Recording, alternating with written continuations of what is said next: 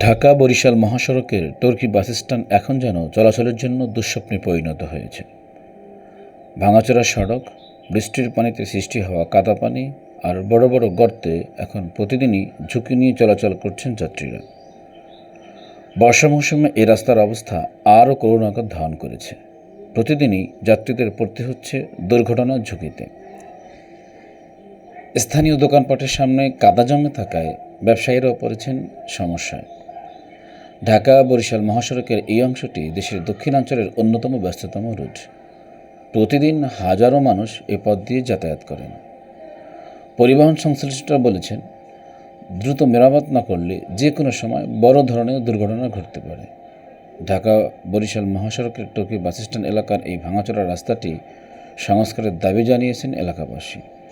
তাদের প্রত্যাশা, সরকার দ্রুত ব্যবস্থা নেবে যেন যাত্রীদের নিরাপদ ও নির্বিঘ্ন যাতায়াত নিশ্চিত হয়।